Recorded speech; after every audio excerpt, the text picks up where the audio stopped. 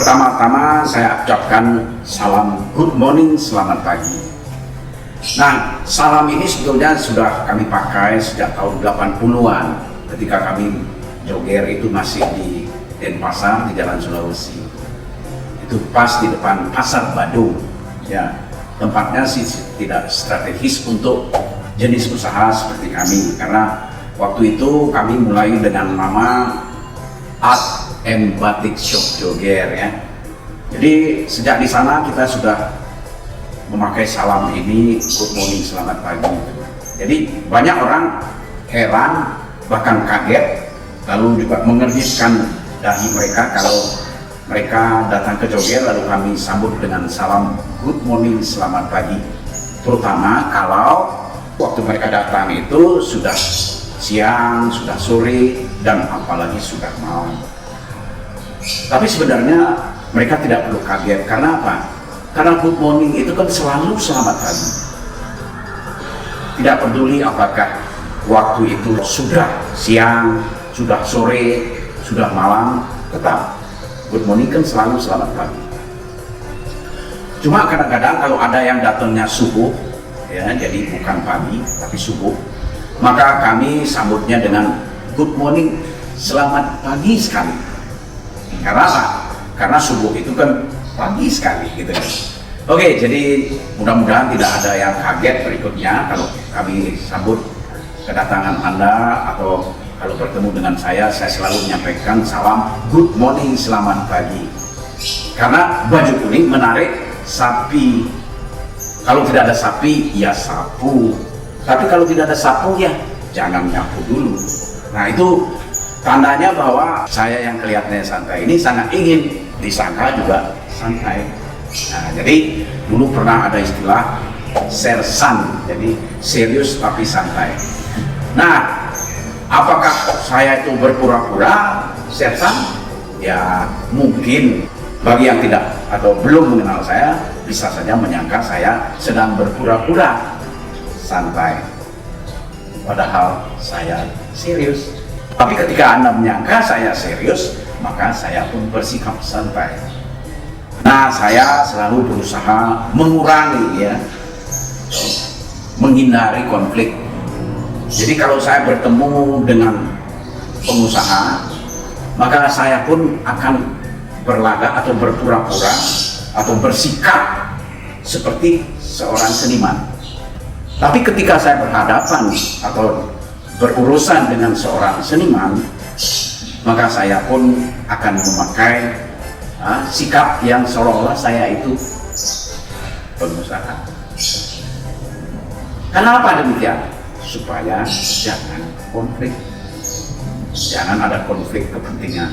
Jadi saya ini mudah-mudahan juga diizinkan oleh Tuhan Yang Maha Kuasa dan Anda juga tidak menentang bahwa saya itu senantiasa berusaha untuk menyesuaikan diri walaupun secara wajar, artinya wajar itu secara optimal, jadi tidak secara berlebih-lebihan, tapi wajar-wajar saja. Walaupun kadang-kadang kan wajar saya itu beda dengan orang lain. Bahkan ada orang ya ketika saya bersikap wajar mereka bilang saya kurang ajar. Makanya untuk supaya jangan terjadi kerancuan atau kekacauan yang lebih lanjut, saya pun berusaha menemukan dan memakai sebuah istilah baru untuk kalau saya ingin bersikap wajar itu saya selalu mengatakan bahwa saya sedang melakukan sesuatu tindakan positif secara beriktikad. Nah, beriktikad ini kalau kita baca di kamus itu tentu dikatakan bahwa iktikad itu sama dengan niat baik.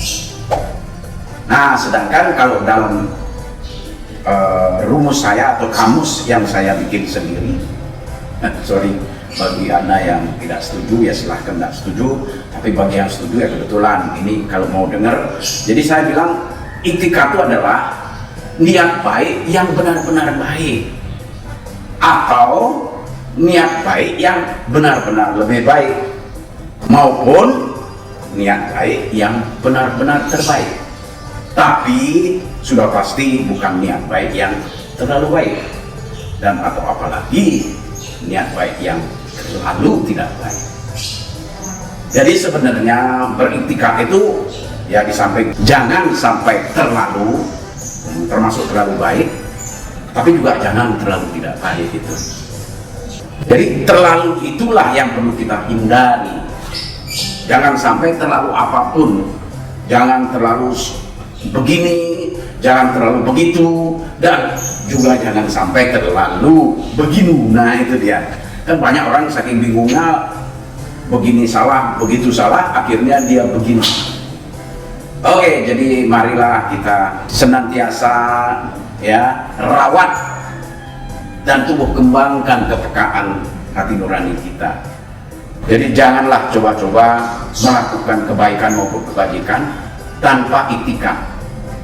Artinya tanpa niat yang benar-benar baik, lebih baik maupun terbaik. Apalagi dengan niat yang terlalu baik maupun terlalu tidak baik. Oke, jangan terlalu, wajar-wajar saja, optimal, merdeka.